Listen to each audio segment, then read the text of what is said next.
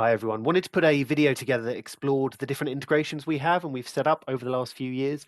Because if you utilize and leverage those integrations, you'll save yourself an enormous amount of time. Because we've got our own ecosystem of solutions. FE CashCalc, FE Analytics, FE Model Portfolios. And as you'd expect, they're already well integrated to one another. You can pass data around the three quite easily. But if you're an advisor where your client details live elsewhere, how do you kind of tether our ecosystem to the outside world so you can pass data back and forth? Say, for example, your client details lives on a platform or a back office. How do you bring that data into our ecosystem and run some really cool analysis with it? Or equally in reverse, maybe your client data lives in our ecosystem. How do you push that to the platform or the back office? So I'm going to explore a couple of very quick scenarios where you can do just that. The first scenario we'll quickly run through is you've got a brand new client, never spoken to them before, so they don't live on any solution or system. This guy's called Keith Baker. So what you can do from our side, you can send them the portal link via CashCalc. So you don't really have to do any heavy lifting here, just other than sending them an email with the link. I'm pretending to be Keith Baker. I've logged into your portal, obviously branded with your details, and straight away there's a call to action for the fact find. So I can start completing the fact find on here. And our fact find's pretty simple. Doesn't take them very long to input all their details, personal details, employment, him and her, husband and wife, incomes, expenses, pensions, etc., etc. And again, they're doing the heavy lifting, so you're not having to do anything here, and they're onboarding themselves. And once they've added all of their data to this, then if I take off my pretend client hat and put on my pretend advisor hat, if I log into CashCalc and go to Keith and Barbara Baker's CashCalc pages, if I click on the fact find up here, it's basically a shared document.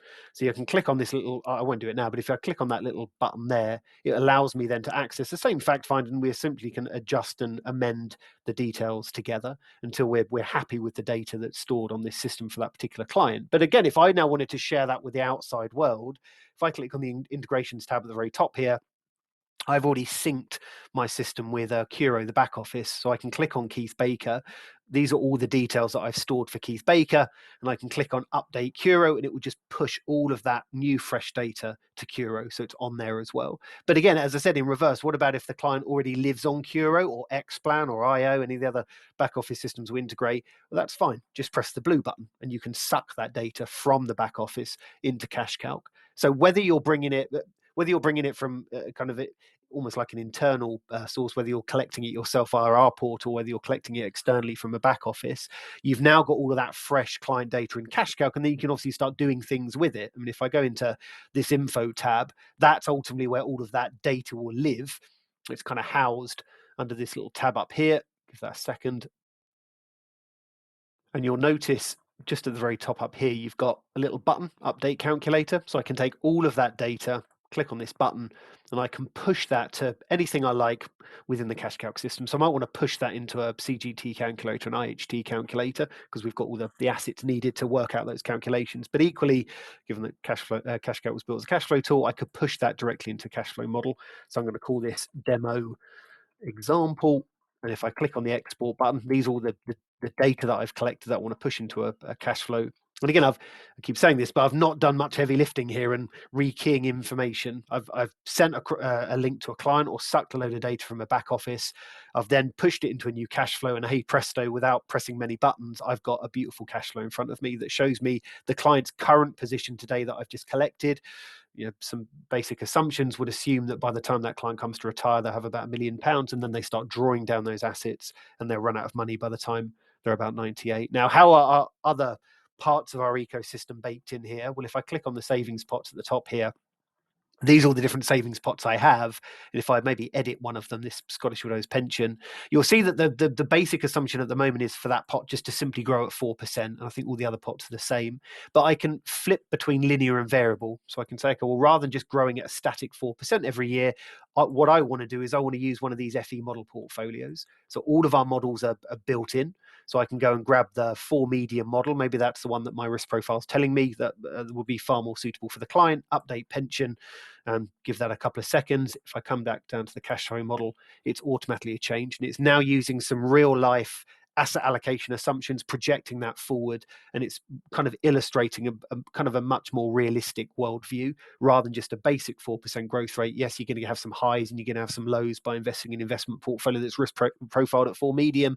This is what that will look like moving forward.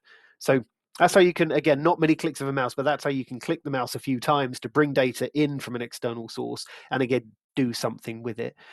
Let's switch this up a bit, though. Let's say your client data lives in a back office and you want to push that into another area of our ecosystem, FE Analytics. So if I come into Xplan, if I just log into this, bear with me. And once logged in, you'll have all of your clients listed out here. And if I just go and grab Joseph Brown, what you can do on Xplan, again, if you've set up the integration, and this works with all the other back office systems as well, it's a similar type of integration. You'll have somewhere on these back office systems or a lot of platforms, you'll have an integration button, and you can then just hit something like, in our case, analytics, and it then serves you up all of the portfolios that you've built for that particular client that lives on this back office. Now, Joseph Brown's got two. He's got an ISA and a GIA. So I can pull both of them across if I like, but in this case, I'll just do the ISA. And then I can tell the system I want to push that data to that analytics account. And if I click on export, let that whirl around, again, within a matter of seconds or a second, it's now pushed that into analytics, and I can click on launch. That now allows me to log into analytics. Let's do that now. And once logged in, if I click on the portfolio tab at the top here, open up the portfolios, I can then just start typing in maybe ISA, should find him. There he is, Joseph Brown ISA. Now, anyone that's used analytics in the past will know that probably the most laborious part of the system is building a portfolio. If someone's got a 4-fund, 5-fund, 20-fund portfolio, it takes a bit of time to find those funds and assign the percentage weightings. Well, that's just done it in a second. It's taken the data already held elsewhere, pulled it into analytics, now got the portfolio ready and waiting. What can you do with it? A couple of quick wins. If I click on this little fact sheet icon, it will create for me a little medium scan that will show me everything I want to know about that portfolio. There we go. So it shows me the overall portfolio, the underlying holdings, their ratings, ESG, asset allocation, performance, etc. Now, again, how does this interact with our other parts of our ecosystem, like of FE model portfolios? Well, again, all of our models are similar to CashCalc, plumbed in under the portfolio tab. So there they are up here. So if I'm using the FE models, and again, my risk profile on CashCalc, on any other system or analytics has told me that the 4 medium model portfolio is the most suitable, then I've got that as well. And I can very quickly throw that into maybe a 5-year performance graph. And again, I'm not having to do much heavy lifting here. It's only taken me a few clicks of a mouse to be able to create this sort of content that says, well, look, this is where you are at the moment, Mr. and Mrs. Client, the blue line. What we're recommending is something maybe a little less risky that's performed better, that red line, the model portfolio. If you want to go into a slightly more detail than that, let's just do one last one on here. The portfolio should live over here as well. So there's Joseph Brown in his ISA. I want to push that data into a report and compare that against the 4 medium model portfolio. And whereas before we just kind of isolated a line chart and just use that as a comparison, this report's a little bit more detailed. It says, well, look, Mr. or Mrs. Client, this is what you've got now with all that data we just sucked across from Xplan or your back office. There's what we're comparing it against. And there's all of the reasons why we're proposing one or the other. There's the difference in the charges at the top, the performance, the volatility, and there's a difference in the asset allocation. And there are all the reasons why we're proposing you should think about moving into our model or a propose versus what you've got. And if I wanted to go full circle here and push that back to the portal, if I click on the little PDF icon, give that a second to load up. If I just download this, let's call this comp report JB, Joseph Brown. I'll just save that to my desktop. If I close all this down, if I come back into my cash flow tool, if I click on the client tab at the very top, and if I find Joseph Brown, there's my client already in CashCalc, and if I click on the documents tab at the very top, and this now allows me to send documents to Joseph Brown in his portal. So I can call that whatever I like. I can put a little description on there. I'll say the document even needs an agreement. And if I click on choose file, double click on comp report JB and then send it to him.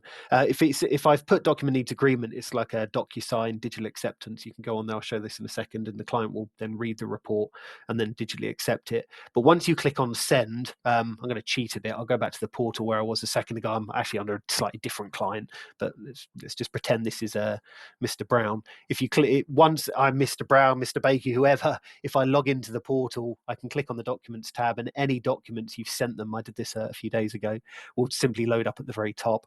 And as a client, I can click on the view button. This will show me what I've tried to send him. There's a similar report to what we just created a second ago, client versus the proposed solution. And then I can say, yes, I've read that. I can confirm that I've read and understand this document and accept agreement. And now that accepts it on the client side, and that will now show up on the advisor side under once you're on the client pages within CashCalc.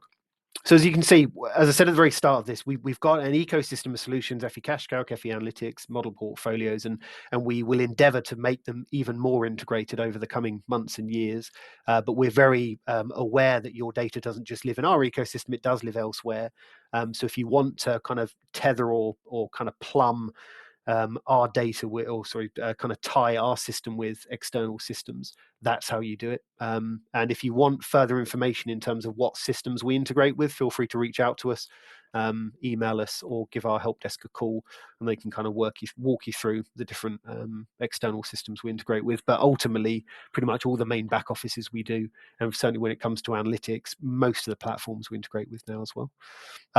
Hopefully you found that useful, and hopefully if you put that into practice, you'll save yourself a lot of time. Thanks for watching.